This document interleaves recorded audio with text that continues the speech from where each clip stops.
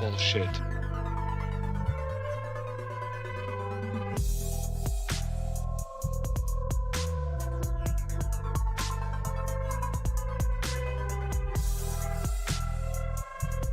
Bullshit.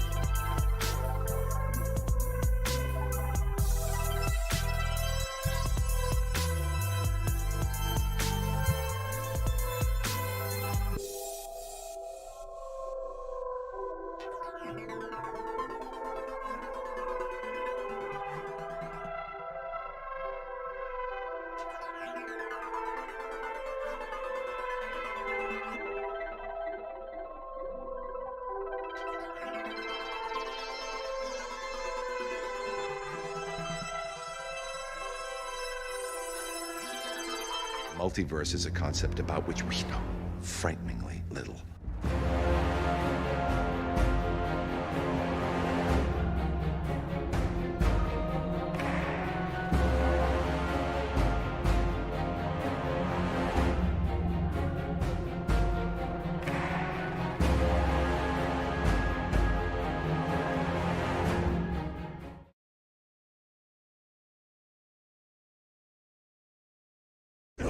No.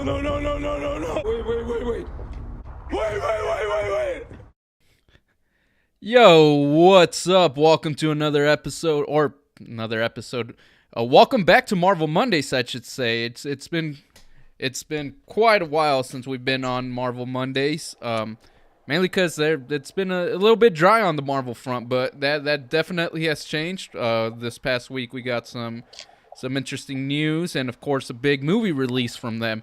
But before we get on started with the question, is Marvel back? Let's go ahead and bring in the panel for the day. So we have the usual suspects, it seems, coming in. We have Mr. Johnny Joestar. How you doing, Johnny boy? Hey, pretty good, man. Pretty good. Johnny boy. Just another day in this wonderful life. Really glad that I actually got to see Ant-Man. So, yeah, can't wait to get started. Yeah, so glad you were able to do that over the weekend and not have to dip out, man, because we definitely missed you like half of the episode last week. And I don't know, it's always different when one of you guys isn't here. You guys made it seem like it was so much. I was just like, it was just some kid that died. I was like, okay, well, I mean, it was shocking, but I was just kind of like, yeah, I know, but I'm just saying, like, kid, yeah, he was dead. yeah, well, okay, well, yeah, still. Heavens to Murgatroyd. Oh, all right, and of course, joining us is JT. How you doing, JT? Never better than ever. I'm feeling great. I can't wait to watch this movie. I'm so happy to be part of the Screen Crusaders podcast, especially Marvel Mondays. And I will be on my best behavior today. Oh boy. It didn't sound like it. Possibly. It So didn't we'll sound see. like it. All right. Well, just remember, spoiler free for the first impressions part, and then we'll give a warning when it's spoiled. But Okay. we'll see if JT could keep himself contained. And of course, we got Miss Cap coming back. How you been this past weekend, Miss Cap? Good. I treated myself this weekend. Bought some things, got my nails done. I feel good. Super All right. fabulous. Glad. It sounds like you had a great weekend. And I needed it. oh yeah. And of course, last but not least, we have our co-host of Marvel Mondays, Mr. Oyman. How you doing today? Let's see if we're gonna be on the same page, or if me and my co-hosts are gonna be on opposite sides of the same coin. But how you doing, Mr. Oyman? Are we? Oh, I'm doing good. I had a good weekend. Ended the weekend having way too much pizza and beer, and then got sick in the middle of the night. But I'm doing all right now. I just got back Awesome. from a workout class. Man, sounds like quite a weekend then. Oh yeah, there was partying and Ant-Man involved. Ant-Man and Okay. partying. What the hell? Damn. Okay. Oh. Wow. I Okay. had Oh! pizza and beer. That's a party, right? Oh yeah, that I'd say so. I guess. All right, give me Yes. My one dad and I, sec. but my dad and I, we partied all weekend. It was fun. Oh yeah. Okay. We Well, watched Daredevil. That was a blast. Speaking of beers, though, Yes. I went to the Specs on Friday, I believe it was, and I just had to get this beer that I said. I went in looking for something to drink with the wife over the weekend, but they were out of stock. And what's it called? And then I walked down the aisle, and right before I left, I saw something I had to get. It's called Put That Cookie Down. It's an actual drink called Put That Cookie Down. I've And heard of that. it has Booster from Jingle All the Way, from where that line is. And I saw it, and I got a Turbo Man doll sitting on one of my shelves. So I'm like, ah, fuck. Marketing done right. They got me. They definitely got me, because I fell for it, and as soon as I saw that, I just grabbed one and said, I'm taking this. It's like sugar cookie ale with lactose and vanilla, and I'm like, this is probably gonna be Is it a porter? What is it? Stout? fuck should I know. It just says Like a liqueur. Oh, you said it was Yeah. beer. yeah, well, it says It it's was beer, right? I think it's a malt, but I'm not It's a too malt. sure, Oh, man. okay. It just Oh. says vanilla. Tastes like cookies and had sugar alcohol. I haven't tasted it. I didn't get a chance to open it up on the Okay, weekend, okay. but I look You forward to bought that. it for you and the wife on the weekend. How'd you not try it yet? Well, because I only got one can, because I know she ain't gonna drink that. Oh, Again, you that- got one can. I thought I got a 6-pack. No, that thing sounds disgusting. Again, I'm not gonna. I literally felt it's just with me. If you have like a meme type or like a Arnold Schwarzenegger movie reference as your marketing, you got me. I'm usually gonna be spending all my money on it, and then I'm gonna look at my bank account and just say Bullshit. But but in other words, though, let's go ahead and bring in the bulletin board now that we've got all settled in here. So, news for the week. So we obviously, this is going to be more of like going towards the Screen Crusader podcast side of things, just because there isn't really anything Marvel related coming out this week. But out this week, we got on the gaming side, we got the PSVR 2 launching with over 30 games on the 22nd. I should be according to PlayStation, even though it hasn't left their warehouse, mine is still scheduled to come in on Wednesday the 22nd on launch day. So if I do get my hands on it, I'll probably do a little bit of coverage next over the weekend or next Monday, and let y'all know how my first impressions on that piece of new tech is. And of course, there is gonna be that movie that's just sounds so, again, meme type thing, Cocaine Bear, coming out this Friday, I believe it is. So Yeah. Are we gonna go see that? I might. I'll have to see how my schedule looks like, but I do kind of want to see it just because it just sounds so ridiculous. I mean, Pablo Escobar, bear does cocaine, goes on a rampage. I mean, it just sounds. I would be down. It sounds like the Either new. Thursday or Friday. It sounds like the new Sharknado, but with actual effort kind of put into it instead of just being completely. Yeah, I mean, completely, it is Elizabeth Banks, so it could be hit or miss. Yeah, but I mean, I doubt it's gonna be. I doubt it's gonna be Sharknado levels bad. Like, hey, as long as it's better than Winnie the Pooh, Blood and Honey. Oh, speaking of which, I was actually gonna want to get your thoughts on that, Mr. Oyman. How was that? Saw Winnie the Pooh, Blood and Honey, and it was honestly one of the worst movies I've ever seen in a theater. It was not fun. I was just rolling my eyes at all of the effort that was not put into this movie. It's about Winnie the Pooh and Piglet killing people, and they made it boring as fuck. The only redeemable quality about it is that Winnie the Pooh has one line consisting of 2 words, and at least he did have a Pooh Bear voice. So there's that. Oh man, that's so. That's my review. The did shaky cam was awful. The editing was awful. The script was non-existent. I couldn't understand what anyone was saying because of their British accents, and the sound mixing was terrible. And every time, like, you would at least go see this movie to see the kills, right? No, the kills are garbage because they cheap out on them. They don't know how to film someone getting attacked by a weapon, so they just edit around it and then show them after they're already dead. Like, it was so stupid. Oh man, so it's even worse than bullshit. It's even, I mean, or as I should say, it was bullshit. What? Bullshit. Well, would you say, Mr. Oyman, that when we did our test footage for our green screen with Spider-Man, he had a better kill cam than Winnie the Pooh did? At least the camera was still for those. Oh, man. Yeah, at least you held the camera still. The fucking camera couldn't. There was a scene where Pooh was attacking them on top of a truck while it was driving, and it was edited to where you could tell they clearly were just like on a parked truck and moving the camera to make it look like it was driving. You know. So it's Asylum movie level bad. It's not. It's worse than an Asylum movie, dude. It's straight up a student film. So it's a student film. Is. Like, it could have at least. It's so bad. It could have at least had like, you know, Sam Raimi Evil Dead vibes where they're like do creative camera work and all that. No, it's not. It's none of it. It's not funny. It takes itself so seriously, and it's complete garbage. Oh no! Oh, and there's gonna be a sequel. But is that still as bad as The Last Airbender? Oh shit! I don't know. Don't bring that movie up. That thing's I couldn't cursed. watch all of The Last Airbender, so I can't comment. I've only seen it in bits. Damn Shamalama Ding Dong. It was worse. It was worse than Old. All right. Well, I take it. like them. Oh Jesus Christ!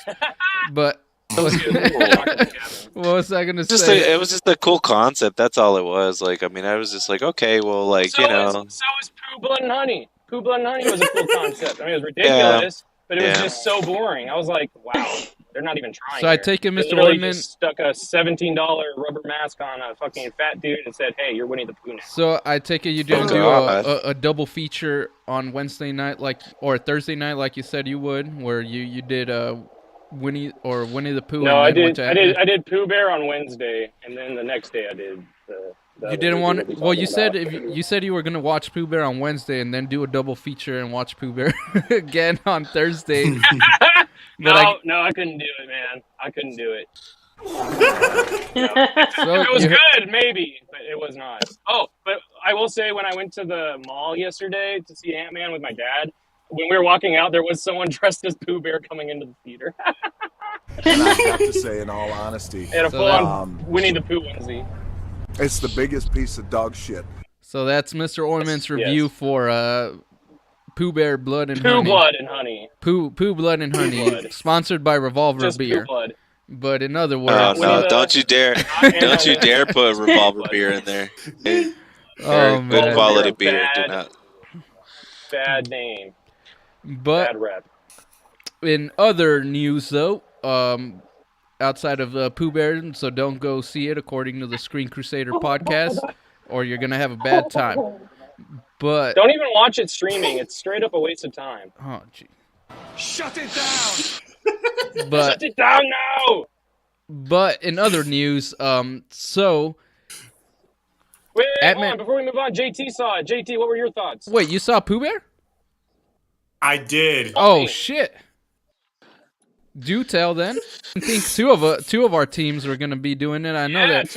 Yes, I saw it, and it was yes. Yes. Yes. Oh yeah. So I saw the movie.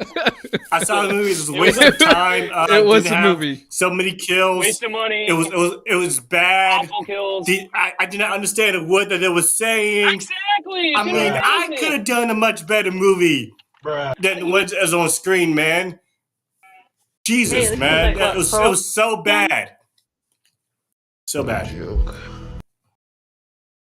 Well, All right.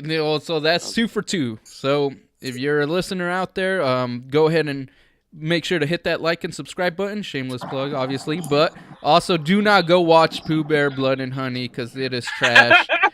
Do not do it. I think it was one night only. Don't put yourself through it. Don't drink beer and think it's gonna be a good idea or anything. Just don't. Did not help. Son, just don't. I understood that reference. Son, just don't. I understood that. All right, but now that we moved on, the Marvels, it got pushed back to November of this year, a whole season, because it was originally slated for July, correct? yeah. I think it was supposed to be for February, but it got switched. This, Man. yeah, so it double delay, and man, that thing's gonna be coming in hot, and it's gonna be, I don't know, hopefully We'll have to see. It's hopefully Costa. the delay helps it. I mean, honestly, It didn't help Black Widow, but well, yeah, but Black Widow was for different reasons. Black Widow was more like we're pushing it back because we have it made. We just don't want to lose money because of COVID. This is. But they could have fixed the ending a bit.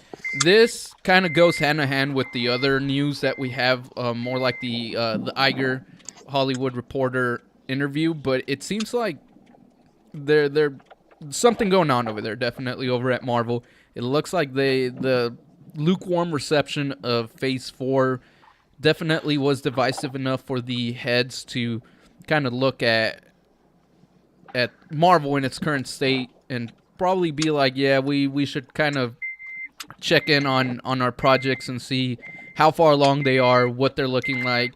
And like I said, even though I have little to no interest in the Marvels, I did not like Ms. Marvel, I did not like Captain Marvel. I mean, I like Spectrum, or not Spectrum, what's her name?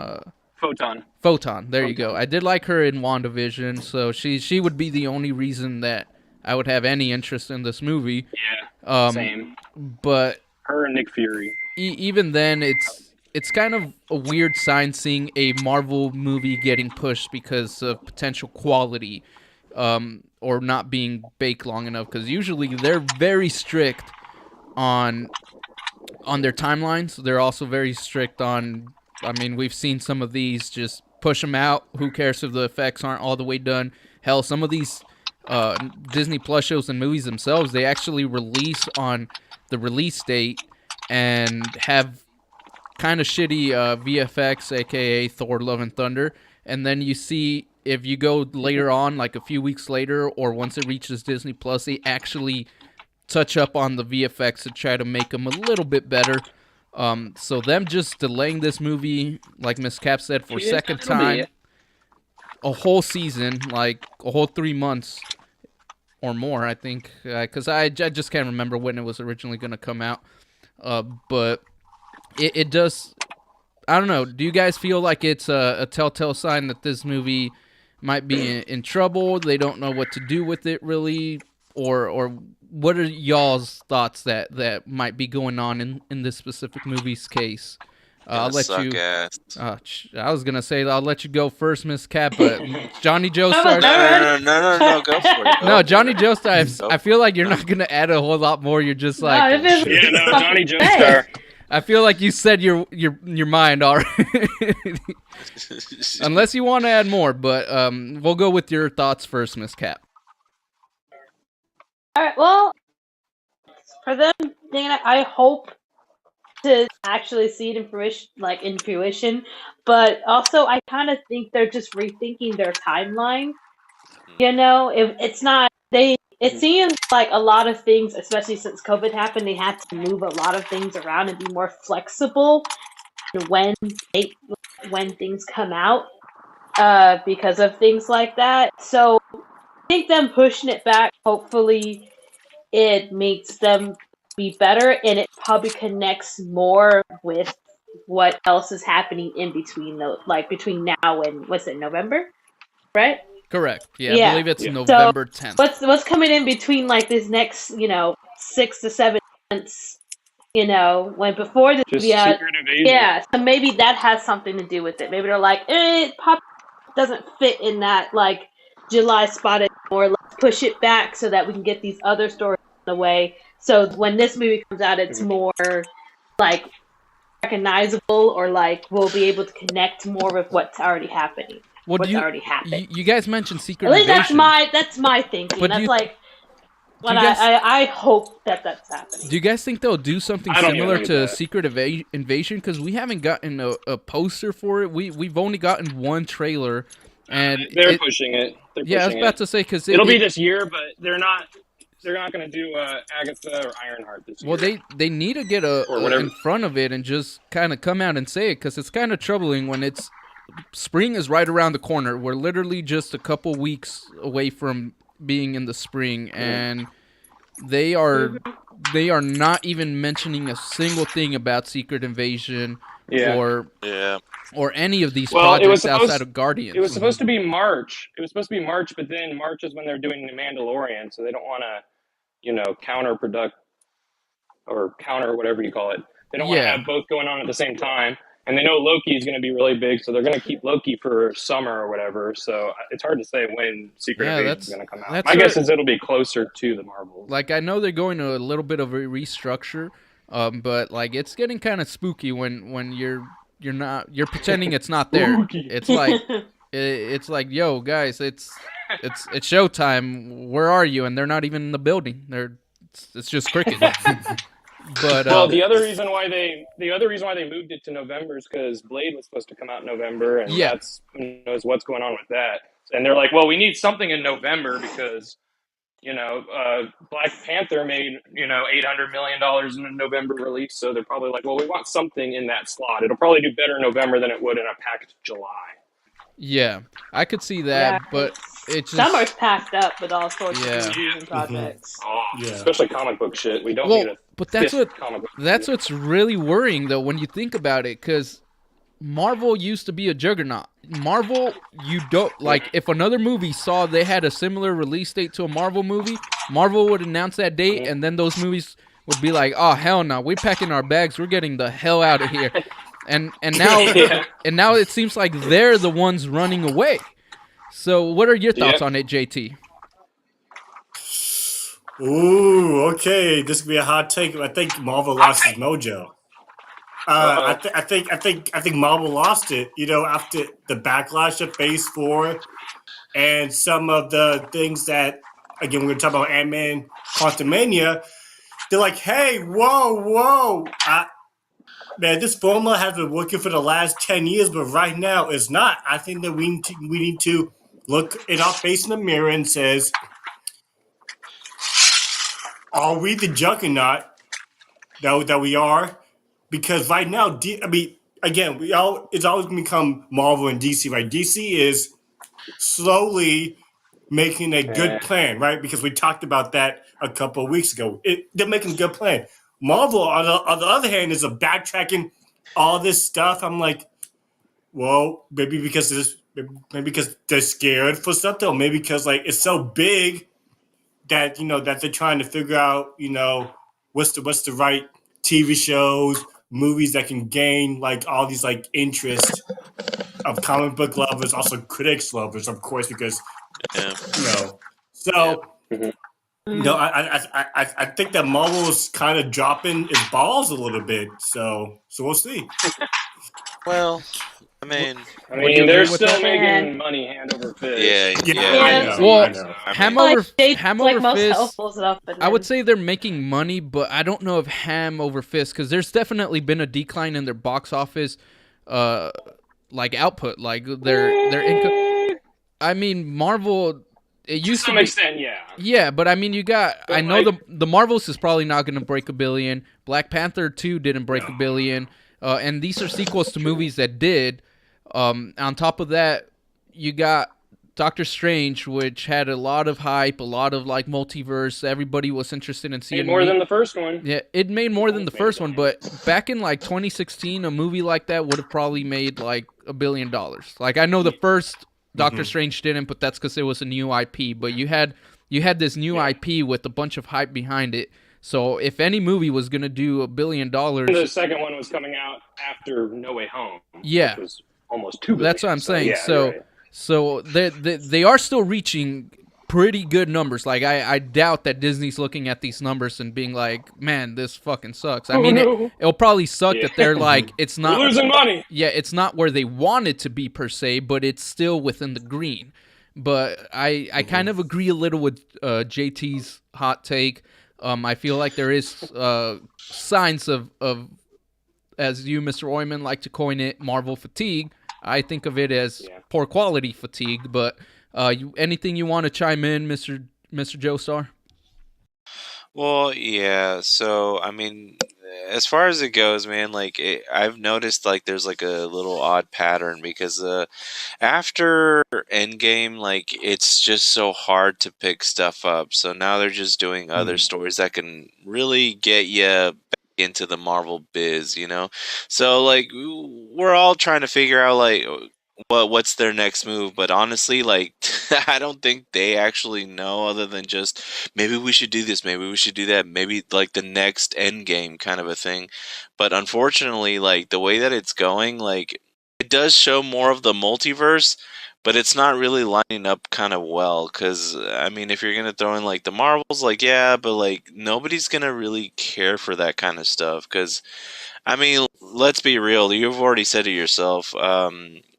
Morty, like the fact that like we're already into the point where you know we didn't care about the first one of the Miss Marvel or Captain Marvel, and then like Miss Marvel was just fucking atrocious, like Jesus Christ.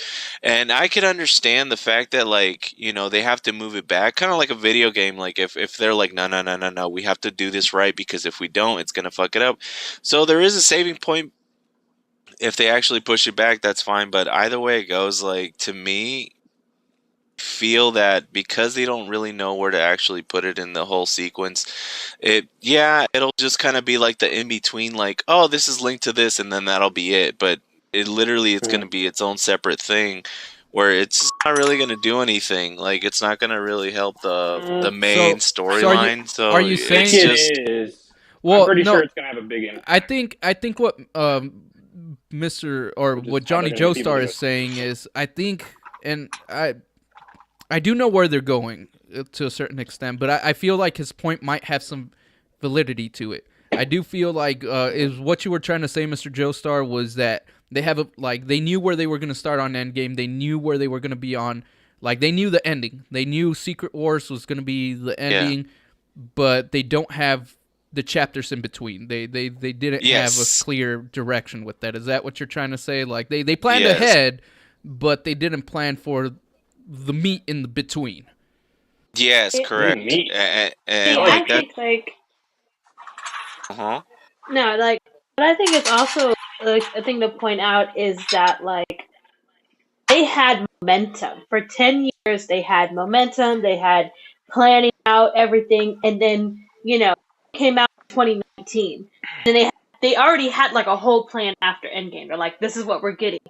But then COVID happened, and I think COVID really hit them to the point where they didn't have any more momentum to go on. So they had to like start from the very beginning again and think about, okay, we had to push this back because the pandemic, and then now it's just like them trying to catch back up to where they were before, but it's not really the same momentum they had since 2008, from 2008 to 2019. Well, yeah, And but it's that's what I. hurting, and I get what you're coming. That's why I like to point that out, because like they're not feeling it. They don't have the chapters in between. It's because they had to like literally readjust their whole next 10-year plan because of the like 2 years, like those 2 years just really like wrecked them, and they had to be like, oh shoot, like what are we gonna do?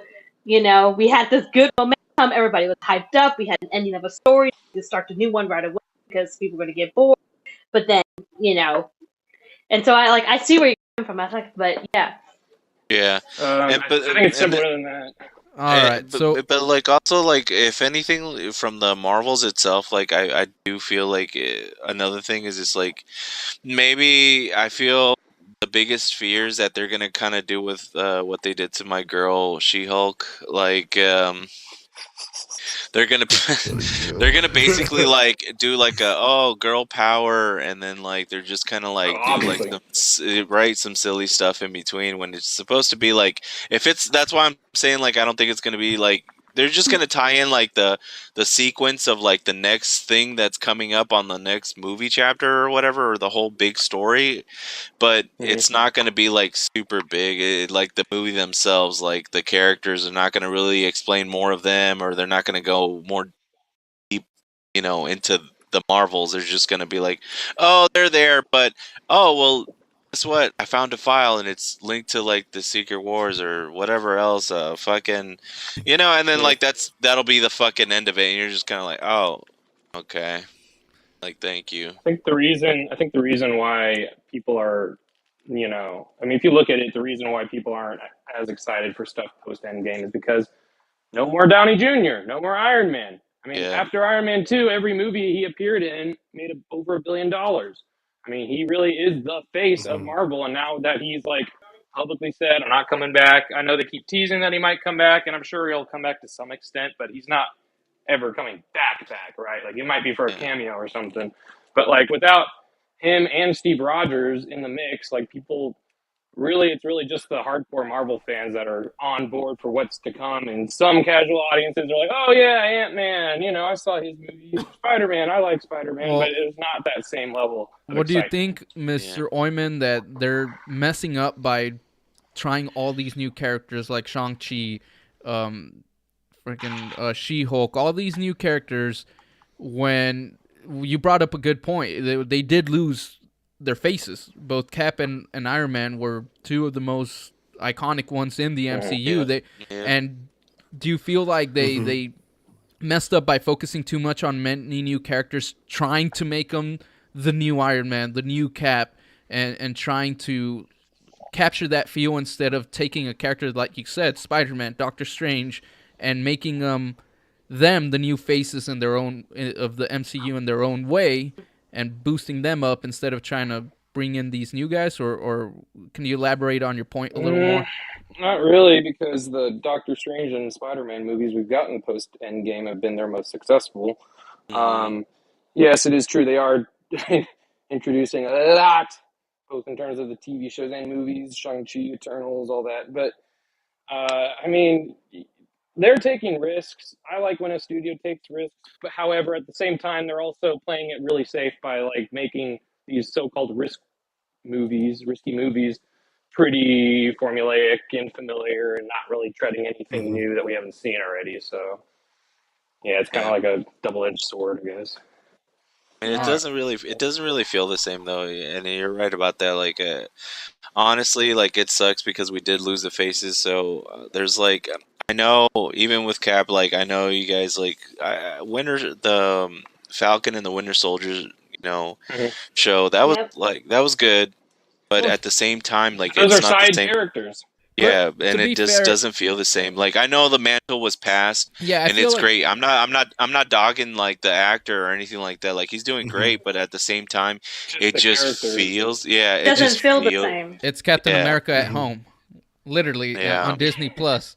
But Yeah. But I do feel though at least that mantle being But they're passed over trying, and I commend them for that. was at least a little bit more easy to stomach than like Ironheart. I know I've said this. I don't know if I said this on this podcast. I know I've said it like a million times to Mr. Oyman in rants.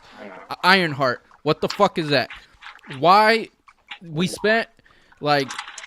I get that they're missing the point with that, because we literally spend a whole trilogy and then some with Tony Stark Iron Man to prove the point. Even Iron Man 3, his trilogy ended with him being, the suit does not make Iron Man. I am Iron Man. The person inside is Iron Man. And then they kill off Iron Man, and in Wakanda Forever, they're like, oh yeah, here's Ironheart. Look, you'll like her because she has some of the same scenes as Tony Stark, and she has a suit of armor too, so she's like Iron Man, right? And it's like, no, you're missing the point. You could bring her in, but trying to make her parallels to someone A she never met, and B, it's missing the. I don't know about that. I didn't have a problem with Ironheart. Well, I just feel like I felt like they were more. But what you're saying is more closely to what they were doing with Spider-Man, trying to make him the new Iron Man instead of having Spider-Man become his own hero, which they thankfully did at the end of his. Well, that's what it was building up to that, but what I'm saying is that I'm not saying like they're making him act and he's gonna be like wearing the glasses, and I'm just literally saying that Ironheart, they're trying to make her like, oh look, she has a red armor just like Iron Man, who has like repulsor like blasters, so it's his replacement. At the end of the day, do you think her as a character is too similar? No, she's going to be a little bit different. But what I'm saying is like they're putting a band-aid. They're thinking that even though that's what I'm saying, the characters are different. They're thinking just because she wears a similar suit, people are going to like her as much as Iron Man. And I don't think they've thought that one through, because again, the suit was not Iron Man. Iron Man was the man inside the suit. So you could give that suit to anyone, but it's not going to fill the hole that is left with in his absence. Holes. But what's it called? And we'll move on to the next subject, which kind of goes hand in hand with what we were just talking about. Speaking of holes. So, well, not Ant-Man yet. We were going to discuss a little bit, go in depth. I was going to read part of the inserts from the Iger interview, because he does say, as the Hollywood Reporter reports, that he made the comments that the company needs to be better at curating franchise content that's extraordinarily expensive. He wants to focus on quality on the screen, and he has to look at what they cost him. And yeah, he literally, I'm so glad that they were able to, they brought him back, because it does seem like he is a reason why we're talking about Secret Invasion, Ironheart, Agatha, and all that, because he literally said there's going to be there's going to be a level of rigor on Marvel and across the company, and that they're gonna, the only ones that are which are the only two projects, I think you said them earlier, Loki, Secret Invasion, and Loki and Secret Invasion are the only ones that Iger said we're for sure gonna have those. The other ones we're taking a step back and we're reevaluating. And this is where it kind of gets me, unfortunately, because I'll read another insert. It says that What If Season 2, Echo, Loki, and Ironheart, and Agatha Covenant of Chaos are all potentially like on hold. Well, outside of Loki. And he said, I feel like What If is still coming out, though, because they've already had that one finished, I think. Yeah, and they said the other ones are unlikely to arrive in 2023 as the studio spreads out its contents and tinkers in post-production, and it shows in development. Good idea. Such as Nova, who are now on a slower path. What the fuck, y'all? You'll be 35 by the time we get to Nova. Every time they keep bringing them up, and they keep doing this to me. Like, why? Just have a flashpoint. Should just have a flashpoint and just redo it. I'm just so upset, though. It's like every time they bring up Nova, it's wait more. I've been waiting 9 years, man. Come on, throw me a bone. I've been spending hundreds and hundreds, if not thousands of freaking dollars on the MCU and Marvel products, and I just asked for this one thing. And they keep not delivering on it. Come to think of it, so have I. Because I see these movies multiple times. I buy their action figures. I buy the movies in 3D Blu-ray, which are expensive. I probably spent Yeah. way too much money on the fucking MCU. Yeah, I don't even Yeah. want to calculate everything because, yeah, I mean, freaking Endgame alone, or Yeah, Infinity like that War in my and room. Endgame Yeah. alone, I saw in Spent a good couple $100 on that one. IMAX like 3 times, and then on regular theater like Wow. another 2 to 3 times. So I saw each one of those 2 movies at least 6 times in the theater. So I don't. Them Oh my alone, goodness. them alone would have been a few $100s.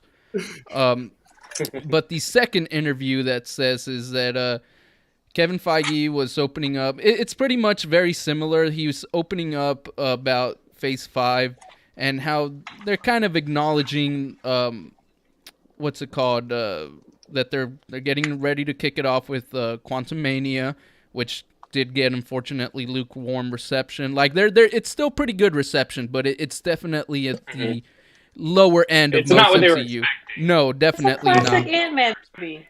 I wasn't expecting anything else. But it Yeah, just he's pretty much saying a very similar thing that we're showing you Kang, we're doing this, but we're gonna be looking at the Disney Plus division and kind of spreading out these releases, maybe backtracking some of them. Hopefully not Daredevil, because goddamn, that'd be another Nova situation. But Yeah. what's it called? Hope not. Well, it would. Better not. I'm afraid for that one because it directly ties in with Echo. So if Echo gets pushed to next year, and Daredevil was supposed to come in next year, that's obviously going to get pushed unless they pull Yeah. a weird one and they showed the aftermath before the series. But that wouldn't make sense. But They should have just. I don't know why they're fucking doing Echo. Just do it as a special. Don't do a whole show. I just don't get it. yeah, but they did ask him and specifically the question. So when you, as Entertainment Weekly asked them, so when you say the pace will change, do you mean spacing them out or putting out fewer shows a year? And for the shows, he said both. I would think he's gonna both space them out and also release fewer. So Jeez. with all this reshuffling and such like that, we mentioned it earlier. Do you guys really think it is? They've gotten the message, and they're us as fans. Do you think, like, we know it's a good idea to take a step back, to maybe postpone some of these, rework the thing, and actually sit down and say, okay, well, maybe we got a little bit too ahead of ourselves. We thought we were unstoppable, but obviously some people don't want to see certain projects. They're not going to fit in the grand scheme of things.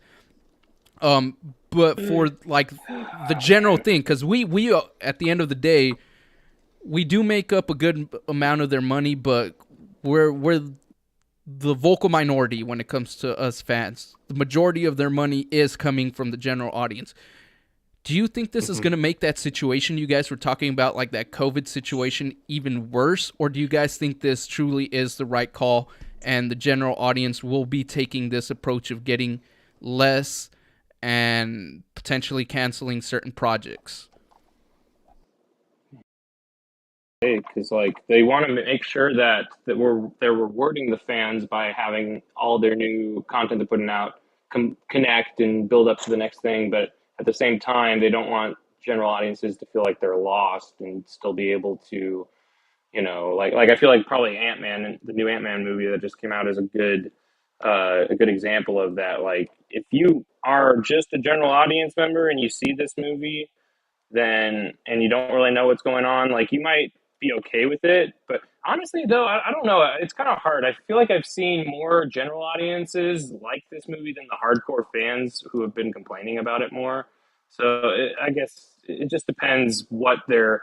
If by delaying future projects, are they going to make it so that they're feel more standalone, or are they going to continue to have them all kind of connect and cater to the fans more? Well, actually, that's a good that's a 50-50 question, because if Marvel's going to sit back and reflect on what they've done, is all these projects going to be for the general audience, or is it going to be for us fans? I mean, I think in phase 1, 2, and 3, they successfully did both for the general audiences and fans because they had time, they had a great plan. But when COVID hit, just like when Cap said, kind of messed up all their plans, have to start from scratch. So they have to really look at themselves in the mirror and says, hey, are we going to become a company where we fans first, general audience second, or general audience first and fans second? Because I don't think that they can be 1A and 1B depending on, the type of criticism Phase 4, especially Quantumania, had between fans and general audiences and critics alike. So they have to make up their minds because they don't have time. Well, that's what I was about to ask. I know that.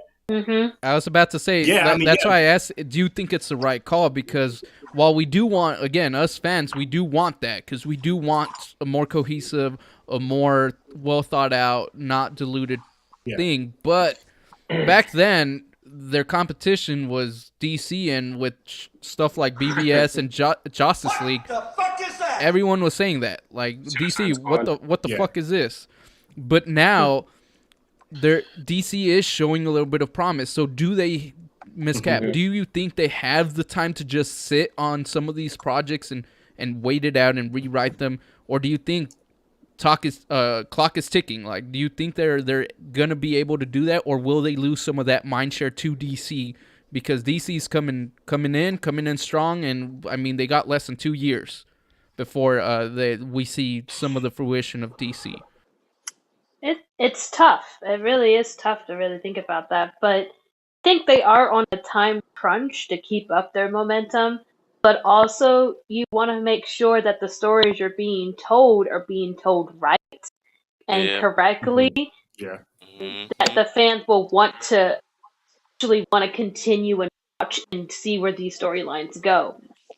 So, like, you have to really pick and choose. Like, if you say you're gonna do these projects, then you need to make sure you give those projects enough time, in order to get them right and to tell these stories correctly, so that your fans will want to see it. You also don't want to take up too much time because, we've already waited this long for it. So, if you wait, another year or 2 years when you already said is going to happen, we may lose that momentum or that excitement that it may or may not happen, and then you get into that like DC fear a little bit, where you're like, oh, project that said that was coming, but you know what? It's been like 2-3 years. We're never going to see it, And I think I just coined DC fear, but it's true. So they really have to go that line and keep up that momentum, but also you want to tell great stories as well.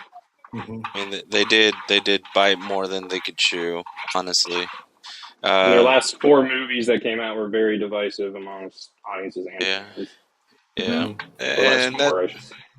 And which I don't know which way they're going to go with this whole thing, because they're talking about more and more about like parallel universes and just different multiverse stuff. You don't see it. They keep introducing new dimensions in each thing, right? And they're not just staying consistent with the same one. Like, I thought that Loki would play into more stuff, and it really hasn't. Yeah. I don't know. We have to see season 2. Well, other than like Quantumania, like, I mean, that one did. It kind of did tie it in, but going back to it, like, I mean, you're right. They just keep on introducing something new, which they're not really going that much now. I'm hoping that Loki, will actually do a little bit more on that, which would save its ass. But at the same time, like, I mean, you still have like these other movies that, I mean, I really don't see anything with multiverses in them. You know what I'm saying? Because nothing's connected. Well, I think they might start. If you really think about it, like, before they had the Infinity Stones in all their movies, and that's what they were building up to. They don't have anything like that right now. Well, also, like, go back, like, Eternal, Shang-Chi, like, No Way Home, Multiverse of Madness, like, all of them, like, oh yeah, we've seen these characters, or they're brand new characters, but nothing has actually come together where we're like, oh, okay, that's why they gotta put this in this order, or that's why, like, you can watch any of those movies in any order, it won't matter. Like, when it's not. There's no end game connection to the multiverse. Like the multiverse, or even any. Well, what I think There's is going there's on nothing. is that chaos. I do think that over time, especially, probably we're gonna see a little in probably Guardians and some of these other ones. I think we're gonna start seeing more and more multiverse stuff that's leading to incursions. Like I do think we're gonna start seeing incursions probably within the next year or two. Because what's gonna happen is they're all gonna basically it's a reset button. The Secret Wars is their version of Flashpoint.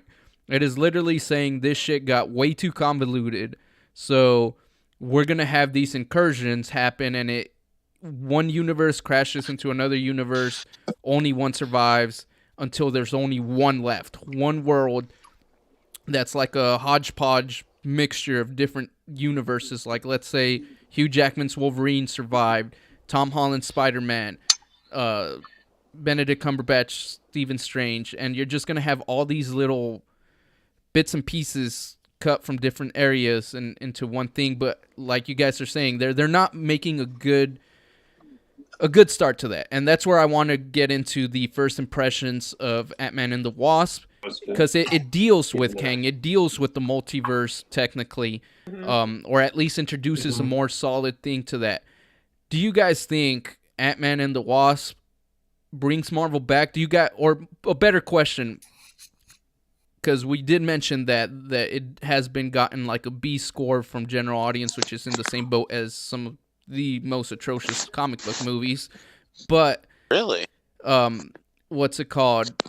Do you guys think that the question would be? Yeah, B is really bad. Yeah. Do you guys think that this is what Phase 5 needed? Like, do you guys think it's off to a good start, or do you guys think it's a little bit of a misstep? Not saying the movie itself might have not been bad, but do you guys think it was the right call to start the new phase and the new multiverse saga with this coming out of what we just had in Phase 4? I'll start with you, Mr. Oyman.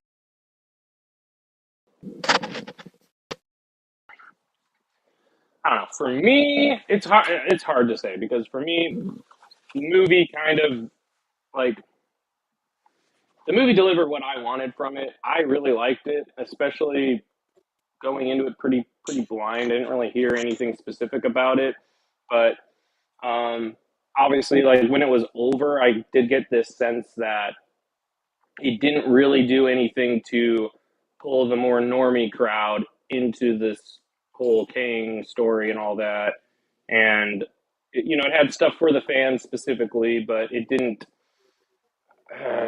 It didn't feel like a kickoff phase movie, right? Yeah. Or it was It's just entertaining. itself, I thought it was yeah. mostly well done, and it was definitely an Ant-Man movie for sure. But Yeah. not an Ant-Man and the Wasp movie. No, it was an Ant-Man movie. Ant-Man movie. Yeah. But Yeah. but I think it did the job pretty well. It could have definitely done that better as far as like I think they maybe could have ended it in a way that made Kang feel a little bit more threatening. So that I know we're not going to get into spoilers yet, but I'm just saying like it could have ended on more of a like Infinity War type of, Infinity War really showed the threat that Thanos was, and I didn't feel like this movie properly showed the exact threat that Kang was. They tried to do that a little bit with the post credits, and unless you're a fan of the comics, the post credits are going to be very lost on you. So I don't know. Yeah, I think I was they did a about decent to job. say. Yeah, I was about to say that. I got lost at the end at the post credits. I was like, "Who the fuck are these guys?" Like, I know that Loki was talking. That Wait, there's- we'll remain a little bit spoiler free. sorry. Not quite yet. There, Sorry. Whoa! I will let you go. Coming in hot. I will let you go, Mr. Joestar, but just go ahead and give like a quick impression, what your thoughts were coming out of this movie, and like I said to Mr. Oyman, and he answered, do you think this was a good foot to start off the new phase? Oh, well, sorry. Honestly, yeah. Like, I enjoyed it for what it was. Like, it wasn't like honestly, it was like an in-between movie. Like, it didn't really set anything. It just kind of just introduced another thing. That was just it. And the whole time, I just enjoyed the movie. Like, it was good. I mean, CGI should have been a little bit better. Fucking Did anybody get that reference? Like, if it kind of reminded you of like, what's that dude? Puss in Boots, and his Yeah, like brother was the like egg the Humpty Humpty Dumpty. Dumpty. Yeah, Yep. like Oh Yeah. yeah. yeah, like I just kept seeing Humpty Dumpty, and Yep. I was like, he's gonna crack. He's gonna crack. That's literally what I told So my younger sister while we were watching it. I'm like, I can't see anything other than Humpty Dumpty. I was expecting he was yeah. there the whole time and he would just been in the background just glaring at Ant-Man the whole trilogy. Got At Mr. least, Electric vibes. That's what I yeah. got. Oh yeah, I did post that too. I was just like, oh my god, it's fucking Spy Kids all over I again. also don't. I don't know how you would have done that character otherwise. Though I'll be honest. Yeah. It's a tricky Yeah. character to pull off. That's Well, I mean, like not you much. know, I quite liked what they did with him. I didn't like him as much, well, but I liked what they did with the character. yeah. I mean, like to be quite honest, I thought it was actually okay when he had the mask on Yes. because it made more sense. Yes. I was just like, okay, so he's a robot and he was made to kill. That's perfectly fine. That's what MODOK is. Okay, that's fine. But then when he took it off, I was like, oh shit, they just threw him in there. It's just like they threw somebody in there. Because like I haven't read fully on MODOK like in the comics. I just kind of saw him like as an evil character through like video games, and I was just kind of like, okay, so that's cool. Like he's like a genius, and he makes you do trivia and stuff like that, and otherwise you die. And I was like, okay, cool. But then here they actually tied him in with the previous Ant-Man, which I was just kind of like, I Spoiler don't. alert! Hey, spoiler. Spoiler alert! Give it a second. Give it a second. We'll get there. We'll get there.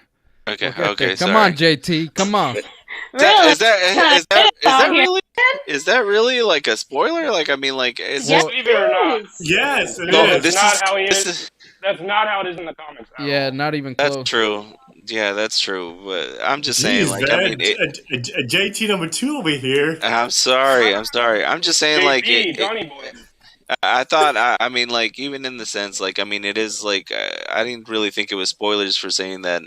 Well, yeah, it's related to like the previous ones, but that's Well, about no, it. Though, I mean, we thought you were gonna keep going. That's why we're like, oh no. Like that's what I was saying. It is related to the previous ones, but I'm just kind of like, I just don't like the way that they did that because me, the whole point of this MODOK character was supposed to be that they just build a machine, and all of his purpose was just to be like this killing machine, and that was it.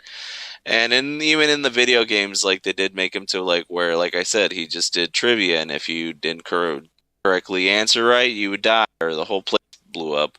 And that was like Marvel's Ultimate Alliance kind of a thing. But still, like the movie itself was great. Don't feel that it was that much of a great kickoff to like something new because they just didn't really introduce that much. They did it for a split second, but it wasn't like super big. Oh, what Yeah. the fuck is that? Not in an obvious way. Oh my god. Oh wow. Did you do that? That's brilliant. Wow. Okay. Well, there's Oh God. I definitely don't see what That's MODOK. it's Humpty 3000. Let's go. I think I'm gonna keep him on for the rest of the movie talk. But God. but I'll have to look at it. oh, what's it called? What about you, JT? How do you feel with this being the first movie in Phase 5?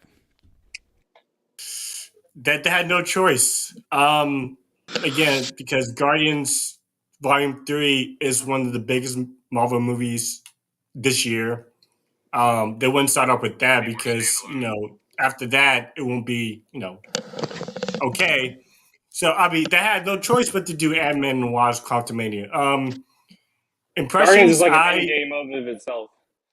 Yeah, I mean, yeah, it is. I enjoyed it. I mean, it's a typical Ant-Man movie. I mean, to me, it's just it's okay. I mean, Marvel had no choice, right? They had to start off with this movie. I think any other movie,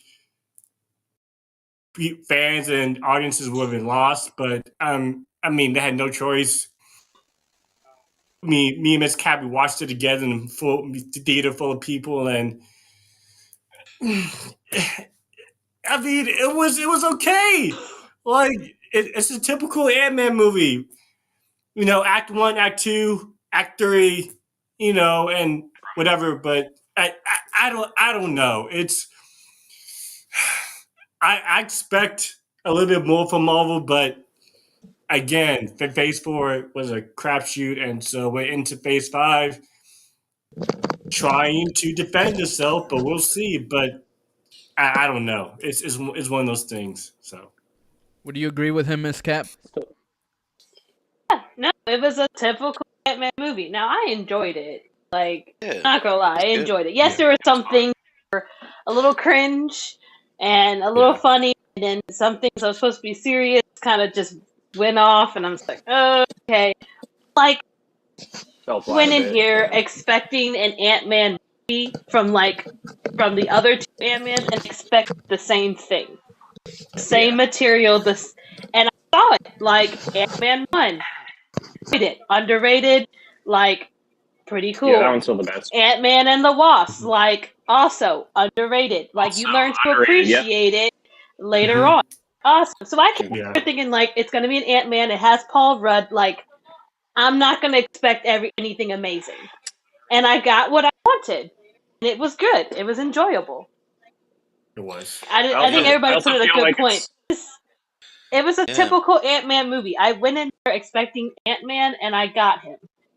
I feel like it's going to be one, though, people will return to years later and be like, oh, this is actually a lot more important now than we ever thought it was. Exactly. Kind of like with Age of Ultron. I feel like retroactively down the line, people will appreciate it more, but as of right now, you're right. It's nothing more than just a fun Ant-Man movie. Yeah. Yeah. It's going to be again going to be underrated, and then people are going to go back and be like, oh yeah, that was super enjoyable. Watch it a couple of years later. It could have really gone either dark or just done something, you know, out of the norm, which I think a lot of people were expecting based off how the marketing for it was. And in the end, no, it was just another Ant-Man movie. Ant-Man movie. Yeah. I thoroughly enjoyed it. Now, when we get into the spoiler side, I'll talk about my criticisms. But overall, I enjoyed it enough to where I was like, yeah, no, I'm gonna appreciate this later on.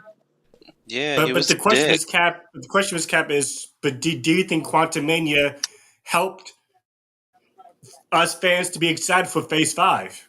I think it's a good start in talking about like the next big bad Kang. Like, I see the potential, but I think again, like, we won't know until we actually know what we're going to get next. At this point in time, we don't know what we're getting next. So we can't say, yeah, it's a good start because we know what's coming up afterwards. We don't. We sure know MODOK isn't coming anytime soon, or they're not using him in their plan, so it was a dick. Hard,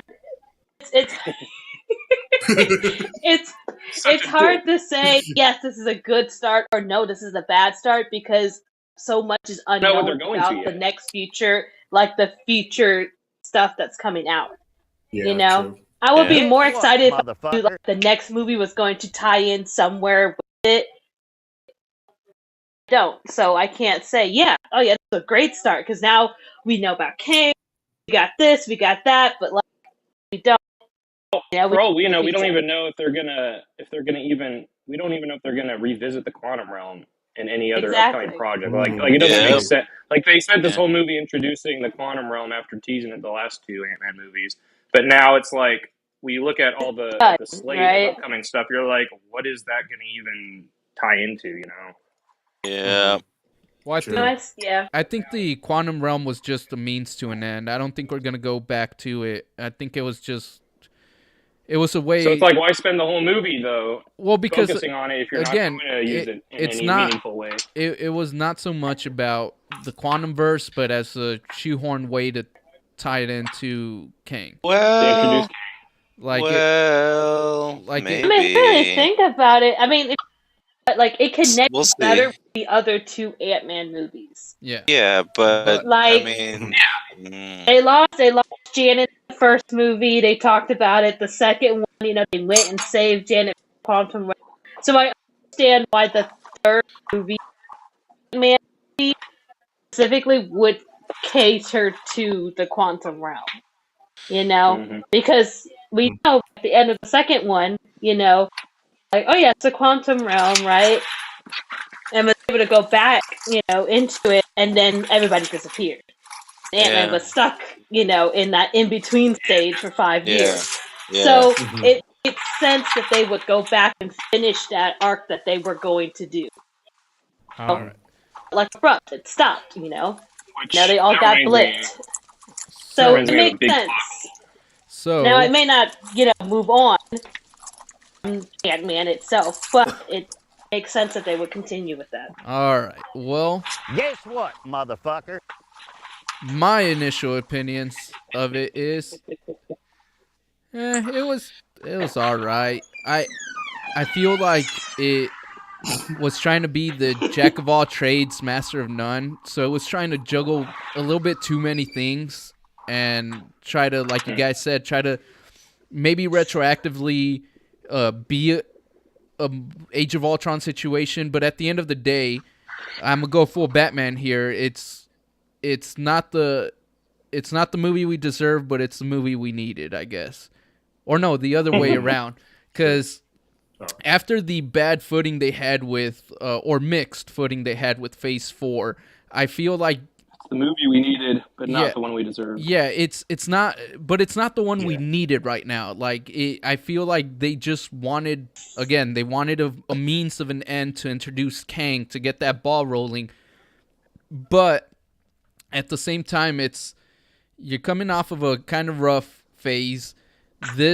Everybody kept saying, all right, Phase 4 is almost over. We're going to basically be starting from fresh. Like, we're going to have a new perception of what it is for Phase 5. So to start with something like this, that's not only as a movie as a whole, while it was enjoyable at moments, it was rather forgettable, rather just like you guys said, it's planning too much for the future instead of giving us something now. Because most people are just going to be, what have you done for me lately?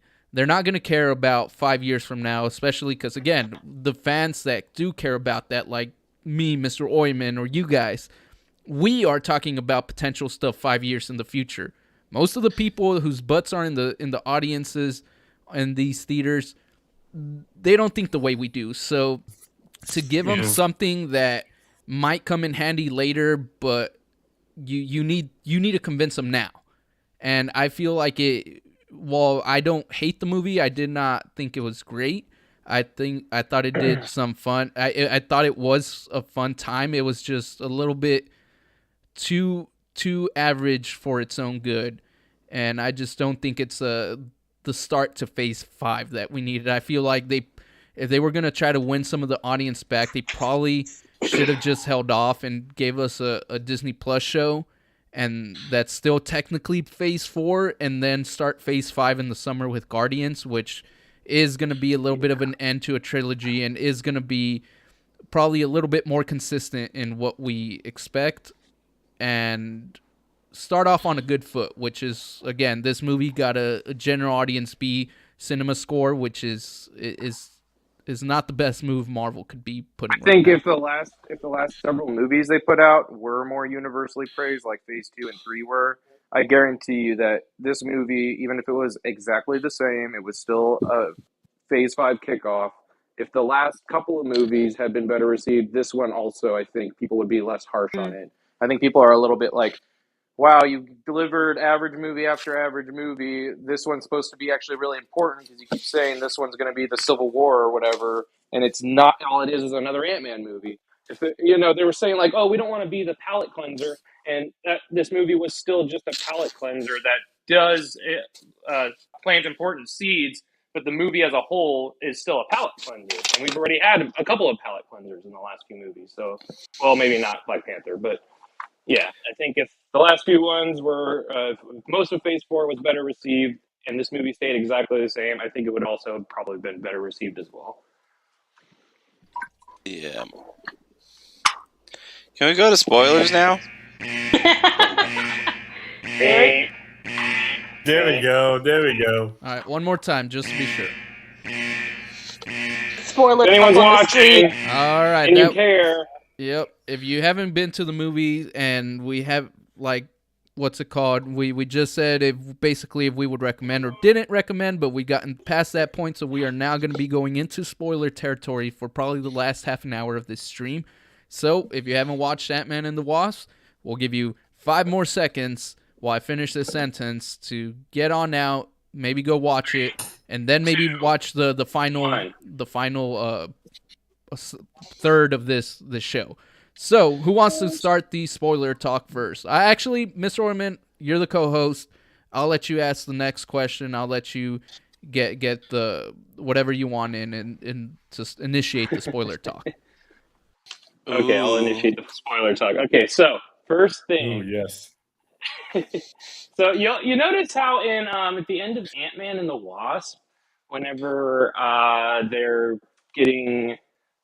they send Scott to the quantum realm, Janet's like, "Oh yeah, I know of all this great quantum energy for our friend Ghost. You're gonna just be down there for a little bit, and we're gonna pull you right back." And then they all get blipped, yada yada yada. In this movie, she's like, "What? How dare you? Why are you even communicating with the quantum realm? You need to stay away from there." It's like, bruh, you just sent Scott there purposefully just so you could oh yeah, get some quantum energy, blah blah blah blah blah. But now just because your surrogate granddaughter is starting, is just making communication. I just didn't really get Janet's character, how it connected to her character in the first or the last movie she was in. It didn't really make a whole lot of sense to me. And also, I was kind of fed up with the whole, "Oh, he's coming. He knows I'm down here." I'm like, bro, just say the fucking name. We all know what you're talking about. Why would everyone else just go along with nobody asked who? Nobody asked who.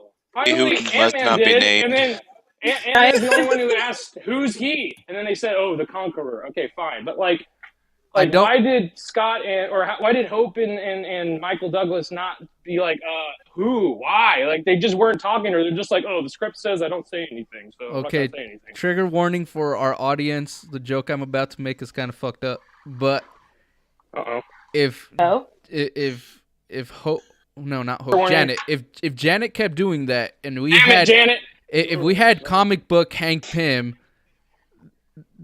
that shit would not have flied. Because that guy pimp slaps the shit out of his wife, so he would have been like, "Bitch, tell me who it is. Tell me who it is." Pim slaps. That's what I'm saying. Hank Pym slaps her. Yeah. Oh, Hank. No, Hey, I get it.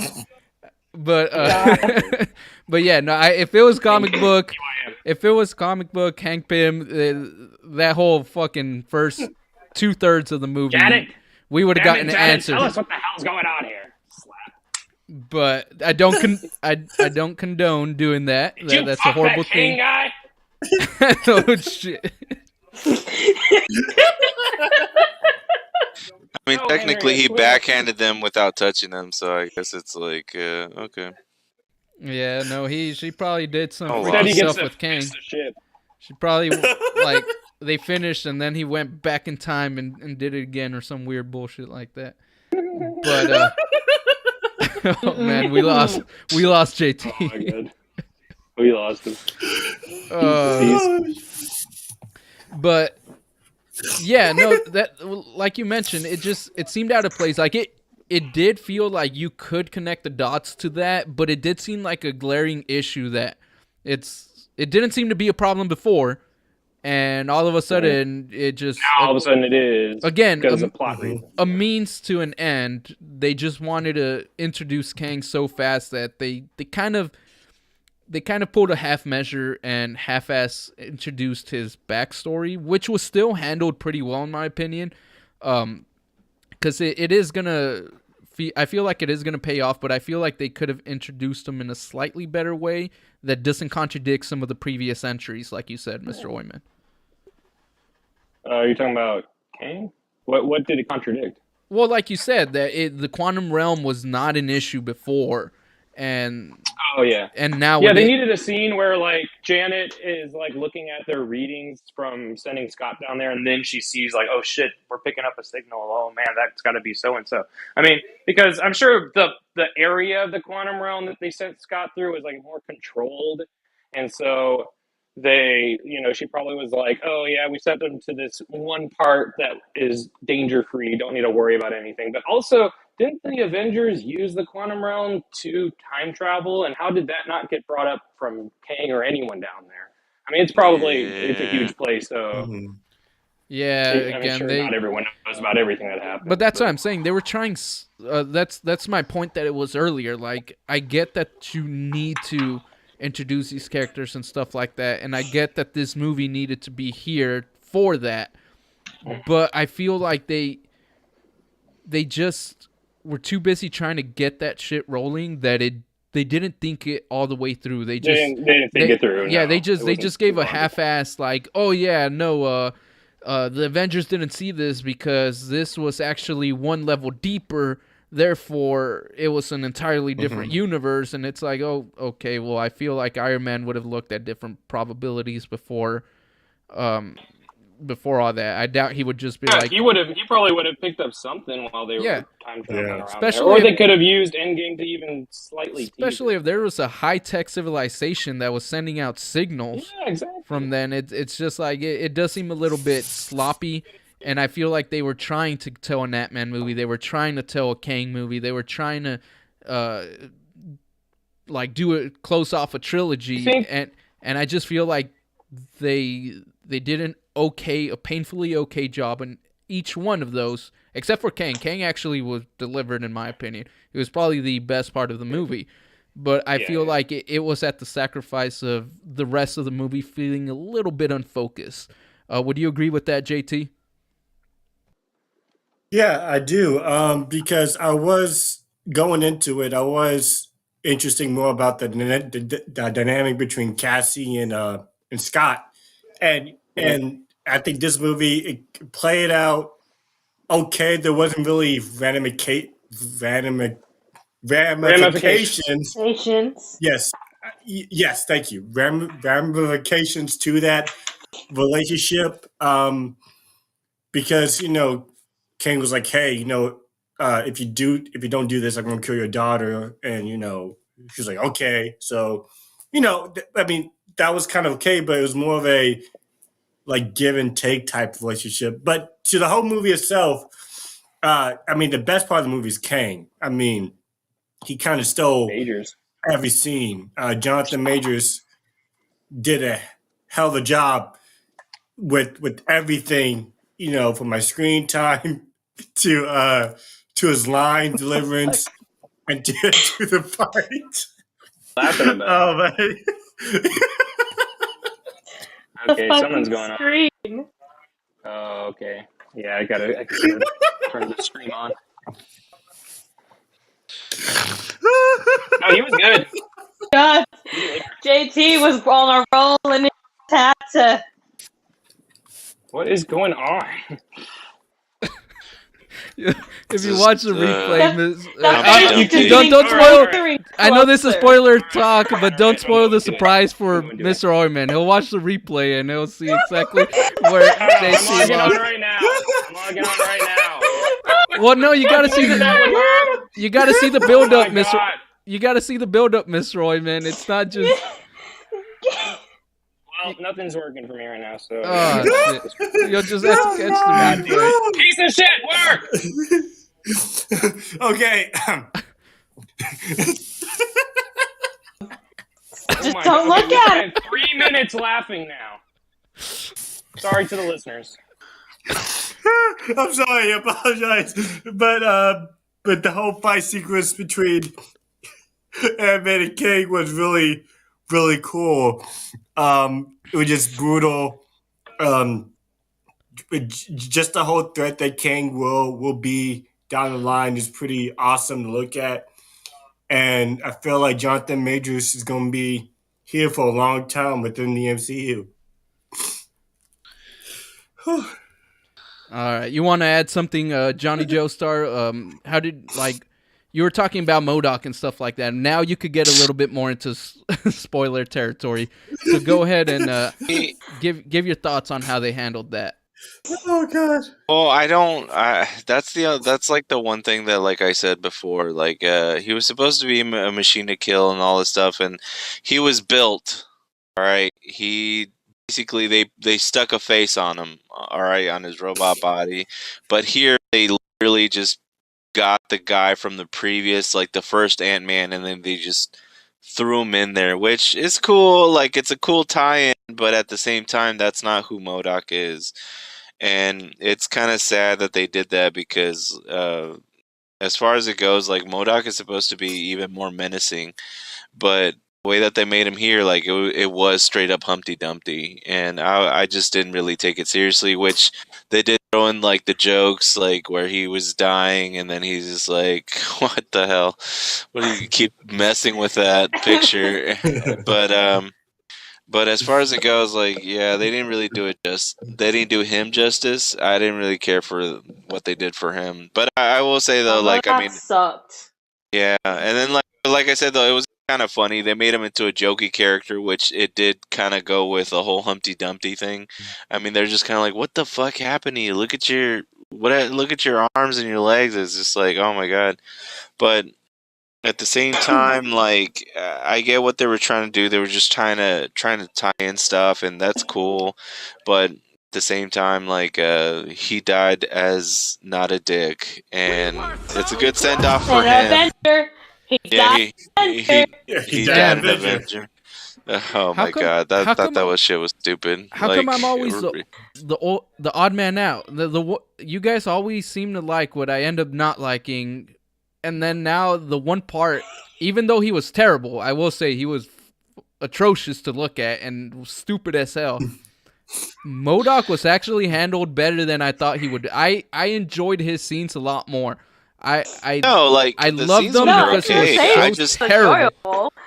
Yeah, it's just the way that they made him. You know, like that's not who he is. That's the only thing that bothers me.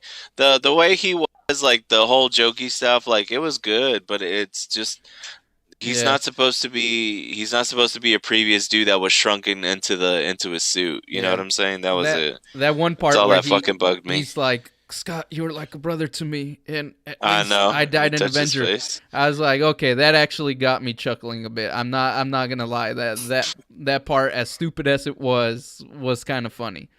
That was so lackluster. It was just like, oh, he's dead. Like, what? Yeah, MODOK isn't supposed to die. Like, they keep doing that. They keep killing fucking characters. I'm just like, I don't understand that shit. It's good that they died. I think I could see him on screen ever again. I think one. Oh yeah, I get one that. Screen is once enough. Once enough. I mean, that guy was pretty much. MODOK is in the comic. MODOK is just like some son of an AIM scientist who's just like experimented on, and his body shrinks and his arm or his brain grows really huge, and then he just is like given a little mechanical body, just like Kang gives him in the movie. It's not Kang that creates him. But it is still pretty much like it's the gist of who MODOK is. He was always a ridiculous villain. Now he is a lot more threatening in the comics for sure. Yeah, but his design is so stupid that I actually like that they kind of played into that, and they redeemed the character of Darren Cross from the first one because I didn't care for that guy as a bad guy. I really liked what they did with him. And he didn't die a dick. Although that was kind of stupid. Exactly. He didn't die a dick. Look at me. He was like, don't be a dick. Yeah, but how do you change someone's mind by just being like, you know what, just stop being a dick, and they're like, okay.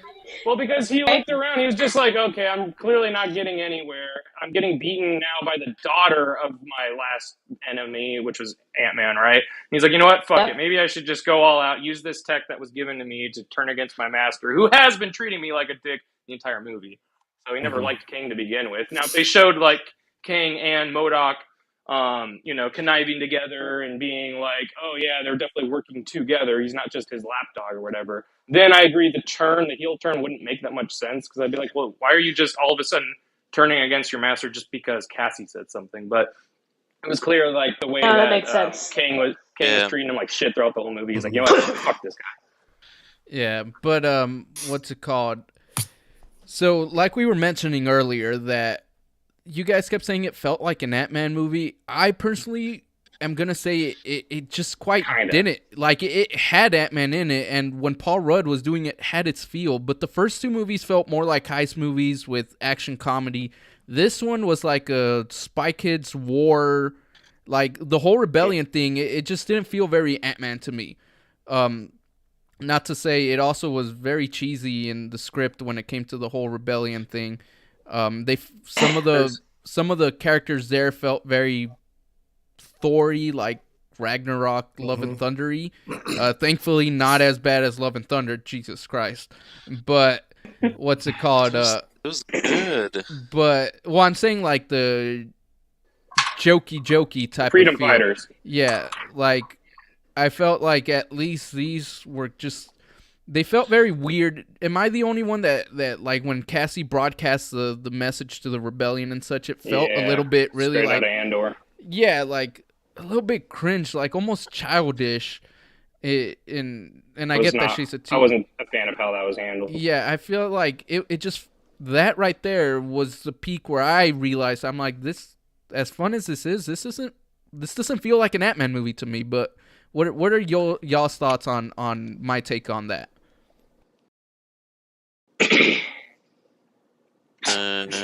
I mean, it was an Ant-Man movie because he was there. Yeah. And there was a lot of shrinking and growing, and there were Yeah. ants. And the original Ant-Man used ants to save the day. Well, you know what I just mean. watched too Ants much still TV. save the day. Like I mean, I get what you're thematically talking wise, about. Like thematic-wise. it like the first one was like Earth-based. It felt, But we knew they were going to steals the the quantum suit, realm, so I takes kind of it prepared back, myself. learns how to use it, ends up, saving his daughter. And then like the second one is just like all kind of they're on the run. It's after Civil War. He's on house arrest, like all that Bad stuff. guys are after the thing. So third is like, oh, it's after the blip. He helped save. He wrote a book. Like he doesn't know what he wants to do because he's just like, well, I'm not cut a criminal. The Avengers are kind of non-existent at the moment because half of them are like either retired, or gone, or dead. And so it's just like, what should I be doing? I can't be. Really actually knows me as Ant-Man. So this is what I could put out there. And I think Cassie kind of like put him in there, like, well, there's social issues out there that you could help with and stuff. But like Hope was doing all that, but he was just sort of, yeah, just in kinda between chilling. in that middle phase, just like he was in all the other two movies. He just got out of prison in the first one. He was on house arrest in the second one. Like third one, he's just like he wrote a book, but like that's it. Like he's in that middle ground. The people in his life are doing these amazing things, and he's just like, what am I doing? He's writing books and signing them. I definitely thought the way that they set up the character at the beginning of him just being like not really a superhero currently, right? Like Hope was out there creating all, doing all this stuff for people. Like, she's creating a renewable energy, whatever. I really thought that at the end when she and him get trapped there, that the movie probably should have ended with him now being like, okay, I've got to take responsibilities of a hero and truly like help these people out. And then maybe he realizes if they do want to end the movie with bringing him back, he realizes that he lost even more time with his daughter due to being down there in the quantum realm. They didn't really address that at all. His time works differently. And then, instead of shrugging off that like, oh yeah, Kang has said something bad's going to happen, like actually have him be like, shit, I really see the threat now. Like because of this guy, I got trapped here and lost more time with my daughter. And now that I'm back, I really need to take this threat seriously and maybe, I don't know, go into... Like, it pretty much ended with him being just oblivious as he started off in the movie. As he started. Yeah, I see that too. Also, in the trailers, they were definitely playing up that, like, Kang was going to make a deal with him to, like, hey, you wanted more time if you help me get what I want.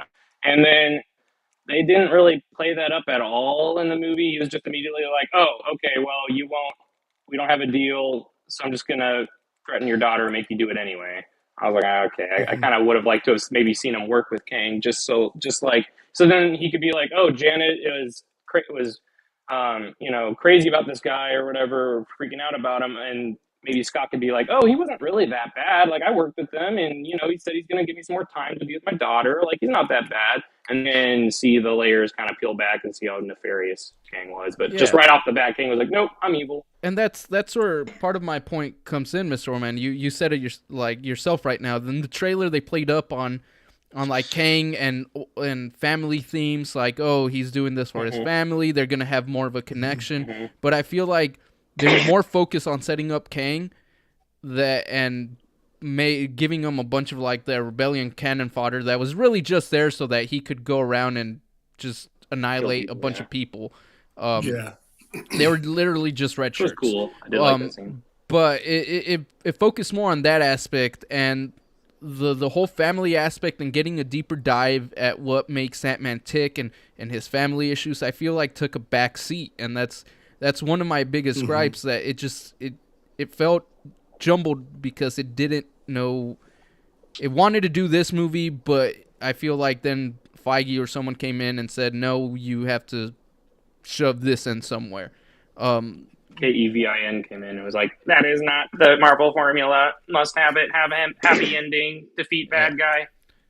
But how do you feel about Kang, Mr. Joestar? Like, do you think this was you mentioned earlier that you were kind of confused, so I want to know, you who doesn't know maybe a lot about Kang and stuff like that, I want to know your take on more closer to a general audience experience for this character. Did this do more harm than good? Or do you think they did a good job at kind of giving you enough information to see what this character truly is? Well, from a part of like I might have like seen him in the what's it called, in the cartoon series, but other than that, Hero?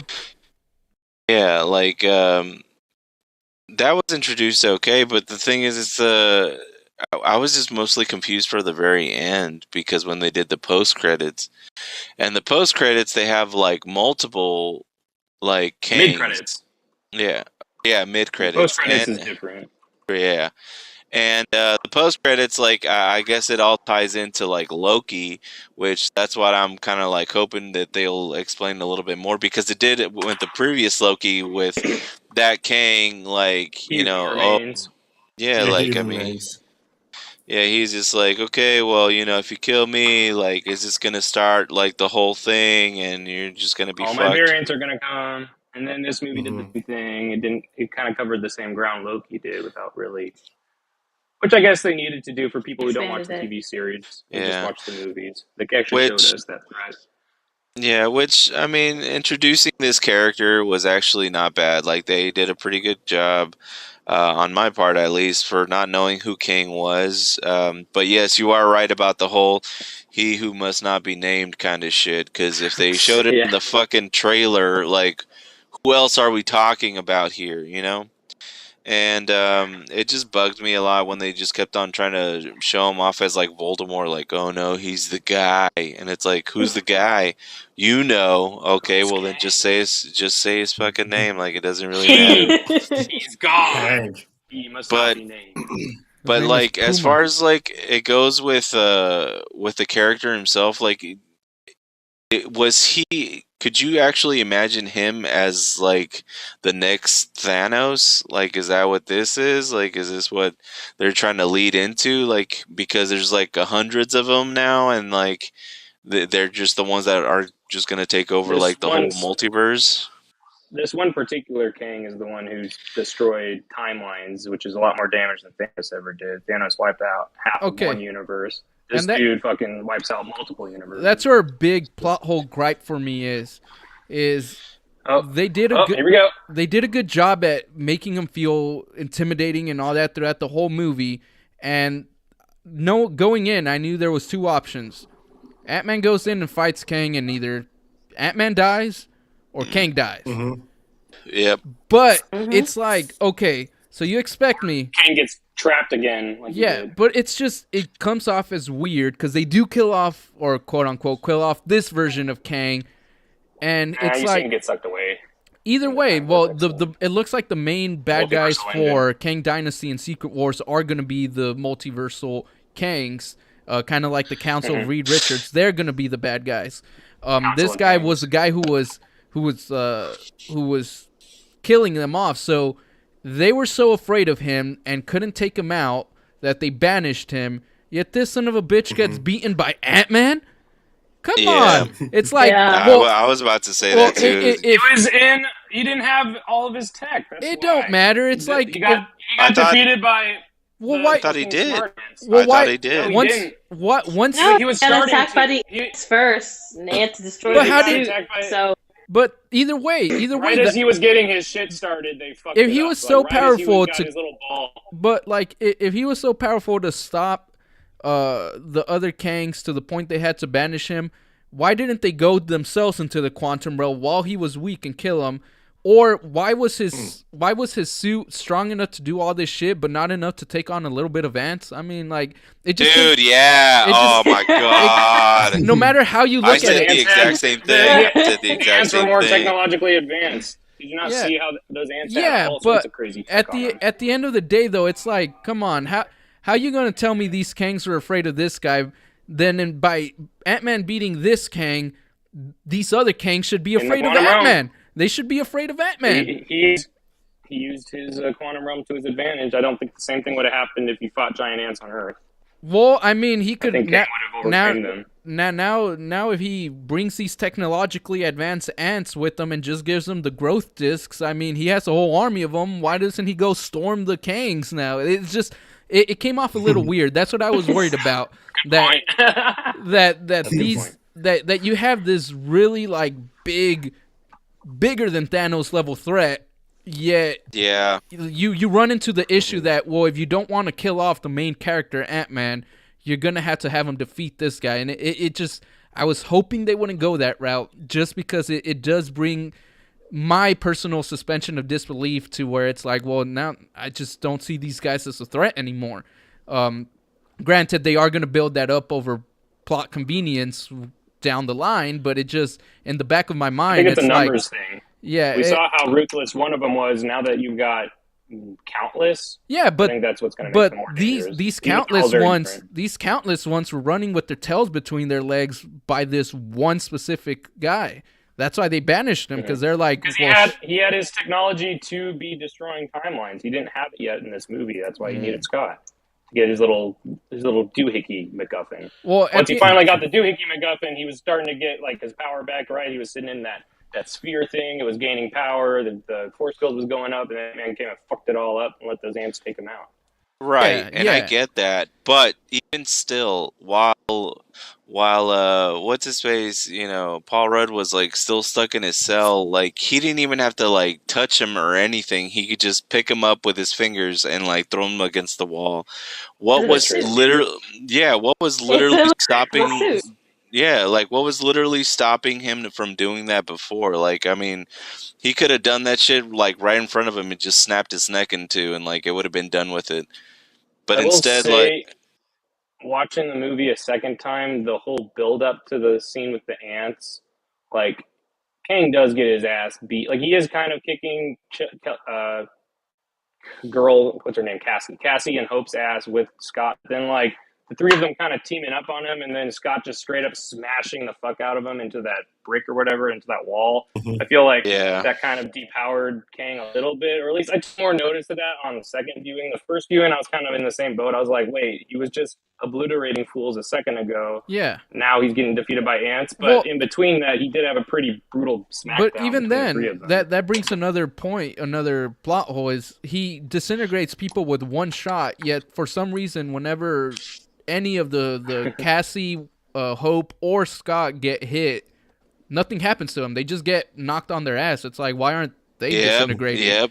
It was... Oh, yeah. Because of the main character. It's the main character thing. Yeah. Well, yeah, but you at the can't end of the instantly day... kill them. At the end of the day, they should have found a way to where Kang was not just disintegrating people. Again, it was just... I like the way they handled him to a certain extent, but there was a lot of like inconsistencies throughout his portrayal. His performance was awesome. His backstory was pretty interesting. It's just, I feel again that introducing such a big, like the big thing in such a a small characters movie in the end kind of hurt it in a way. It'd be the equivalent of freaking of Thanos showing up on Netflix Daredevil, and then you fucking Daredevil whoops his ass, and then you're like, well, Yeah, fuck. yeah. He gets But I think arrested. it's also think of this as just like a variant of him, and I think like But going into that, you're missing it's the seemingly- bigger thing though, because I he's know, supposed to be the worst of the worst. That's why they the did that to thing- in him. this movie. That's the thing about the multiverse and the variant stuff. Like, yeah, sure, like this King was like defeated by Ant, but who's to say like the next one that we see, you know, is Honestly, not I going to think Yeah, but even be if it that wasn't, way? I don't know. even if it wasn't Thanos No, from but- Infinity War and it was like bitch Thanos, it would be kind of weird to see him get arrested like in the old school comics. Like it's just I'm pretty certain the way that they knocked Kang into that multiversal engine core thing at the end, I'm almost certain that they ended up just making him more powerful, and they will realize that in a few movies from now, and then they'll be like, "Oh, we fucked up big time." And so he's even more powerful than where the current Kangs, they don't even see where he is. They think he's gone. They're like, "Oh, these random humans defeated him. Oh, wow, we couldn't do that. Well, we better team up because they're more powerful than we thought."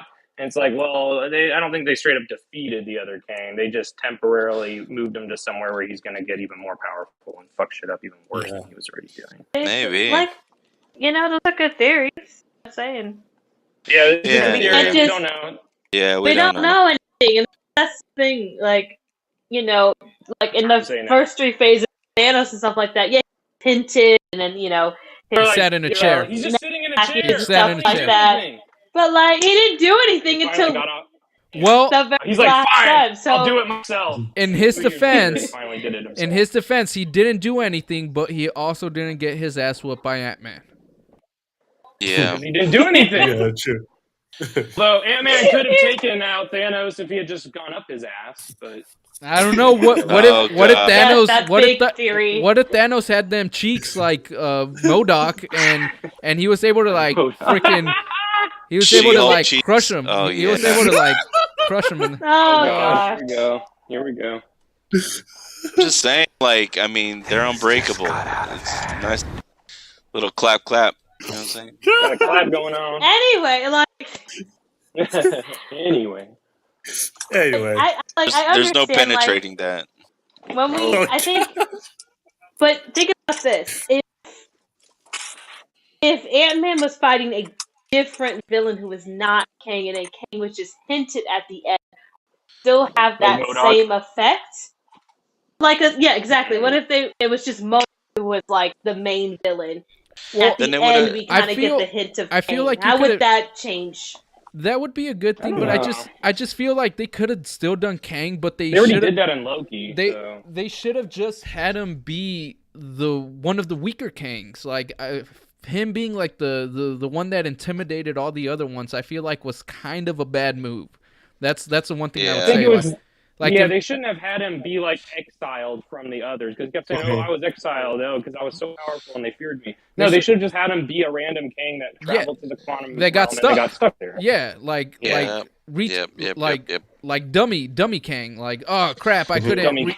I couldn't calibrate. And they this. could still have him be just as threatening, right? Like they could still show him vaporizing people. Yeah, Like, oh, that's shit, what I'm this saying. guy's He business. still would have been powerful, but you could have nerfed him a bit to the point where if you do get rid of him, it gives a motive for the other Kangs to come and be like, all right, well they're fucking up timelines, so what's it called? So we got to So it's go the after them. backstory we're having an issue But with then.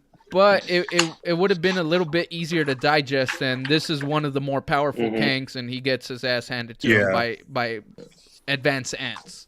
Ant-Man and the Wasp. Don't forget the Wasp. Yeah, she was Yeah. in this movie too. Yeah. Really? Was she? Oh, yeah. Didn't really see it. Yeah, With her pixie I almost cut. forgot myself. She flew around. She with her pixie cut, yeah, Yeah, stylish. she had a pixie cut. Do you remember any lines that she had? Fuck No. Yeah. No. Who are you talking about, Mom? I can't trust you. That's about it. Yeah. That's, Yeah. that's She's like, it. "Who is that guy?" Oh God. She goes, whenever they go, "We have needs," and she goes, That was the only line. They I should have. They should have had was gonna just say, titled it. "Scott!" It's just titled it Ant-Man and the Old Wasp, because obviously Old Wasp was definitely the Wasp Prime. Yeah, she was the one that the movie was focused on, and Had her come in and kind of before we go, Mr. Away. I mean, at least they gave her something. Before we go, Mr. like- Orman, I do want to ask, since you do love Bill Murray, how did you feel about him in this movie? My dad and I are big Bill Murray fans. We loved what little was there of him, but I did read online they did cut out a lot of his stuff, and I feel like it's just better. They just should have, like, the amount that they had him. Like, yeah, I liked seeing him, but I would have almost rather they just cut him out entirely and rewrite that whole scene if you're not gonna really have him. Or like I expected one of the post credit scenes to show what really happened to him, because we don't see him die or even get eaten. We just show him getting like waved around by that tentacle monster. And then nothing. We don't even see what happens to him. So I expected to see him like come back at the end, like, you know, we did with the Collector at the end of Guardians. Mm-hmm. Yeah, but do you guys see like I just wanted to chime in real quick. Did you guys see the fact that, like, I mean, now Cassie, since she has her own suit, like, she's possibly going to be part of like the whole thing with even like the Marvels? Like, that's what I was just saying. Like, I mean, they're probably just Young bringing Avengers. It's also the potential yeah. Young Avengers. Yeah, Young Avengers, yeah. Yeah, and I will say, earlier or last week they were like, oh yeah, we're not making a Young Avengers movie. No shit, we all have been calling it. They're leading up to to have a show or have them featured in a show. But you could tell they're coming. Again, that's why they probably got a more, as they call it, Hollywood acceptable Hawkeye, girl to play the Cassie. Because if they didn't plan on doing anything with Cassie more than this, they would have just kept that chick from Endgame, which I feel they should have. They should have just kept that. Yeah, they should have just kept the girl from Endgame, because this girl, Catherine Newton, didn't like add anything that I don't feel that Emma Furman could have also done. No, and like, this girl's already popular. She's already been in big movies. This other girl from Endgame, it could have been her chance, and I feel like she was a little bit gypped from that. She was still in the biggest movie. No other movies Catherine Newton was in were anywhere near seen as much as. Well, yeah, Endgame, but no one's gonna really remember the Ant-Man starter that was in it for like 5 minutes. She only had one brief scene. Yeah, but I feel like that chemistry between her and Paul Rudd was a little bit better than. It was a lot stronger. Yeah, I agree. And I was just about to say that too. I did not feel their chemistry working really. Yeah, but it just. I feel like that was a missed opportunity. The whole movie, again, at the end of the day, I feel like it was fun. You do get your money's worth between the visuals, the deep backstory into Kang, like your introduction into Kang. Although it feels like it was focused as Kang and not so much Ant-Man. Yeah. But you get what you I feel like I would personally say it's 6 out of 10 Screen Crusader shields. I feel like it's, if you're gonna go to the movie theater, you're not gonna end up really disappointed, in the sense like you might think it's like it's not exactly what I wanted, but you're not gonna go away being like, I had a bad time. You're just gonna be like, it didn't hit its potential. It's entertaining to the people that don't know anything about it. You know what I'm saying? It's still entertainment. It's entertaining, but like for the geek fans. Yeah, the geek fans are the ones that are just kind of like, because honestly, you're just kind of sitting there like, that's not supposed to happen. But other than that, like, honestly, it is a good, solid movie. It's just, we understand as geek fans, like, that it was just kind of, it could have been way better. But I mean, as far as the movie goes, even for those that aren't really Marvel fans, it's still enjoyable. Yep. Out of 10 Screen Crusader shields, how much would each one of y'all give it? How many shields? Do like a 7. 7? Yeah, 7. It's about a 6. Yeah. 6. How about you, JT? 6.5. Break it down the middle. So we got. As long as it's not like 6.1, like that one. I was originally at an 8. I was at an 8, and then I saw it again. And I was like, I still really like it, but it's a 7.5. Okay, so 7.5, a 7, a 6.5, and 2 6s. So overall, it seems like it. MCU. Yeah, it feels like it's just down the middle. Not too bad, not too good. Above average. Above average. appreciate Yeah, later Love on. Island. Love Yeah. average. Yeah. Again, I'll watch it it's again someday, but it's the movie we kind of needed to a little bit get our, at least the hardcore fans, kind of their gears grinding, or not gears grinding, because that's usually like it makes you mad. More like your oil your gears and kind of get them going to see where grease your gears. grease your gears. There you go. It kind of gets us a little bit more excited. General audience, it's not hitting as much, but I have yet to see someone say that it's like total dog shit. So I personally would say I've seen some people see that. I'd say if you want to go watch it on the big screen, it's going to look really cool. If not, it's perfectly fine as 3D helped this movie a lot. As a Disney Plus movie. If you want to wait, then it's probably going to be on there in like 45 days. So This movie would play a lot rougher watching at home, because really the only, like, the best that this movie has to offer is the big screen scale about it. And if you just watch this, wait to watch it at home, you're just going to be like, all the flaws of it are going to stand out more than the things that work about it, I feel. Yeah. Well, with that being said, movie. I would like to go ahead and thank the audience who stopped by and listened to us rambling about Ant-Man and the Wasp and all things Marvel this week. It was a fantastic conversation. I do want to also thank the panel. It was great topics, great points you guys brought in. I love the back and forth between everyone, and I definitely loved hearing JT laugh for like 3 minutes straight. That's always fun. So, if you haven't already, audience, if you can, it would mean the world to us. Hit that like and subscribe button, and definitely share us out so that next time we could get some of y'all's input in the chat. Maybe get some friends in. Share us out. It would mean so much to us. And with that being said, we'll go ahead and call it a week, and everybody have a fantastic week. You know how much I sacrificed?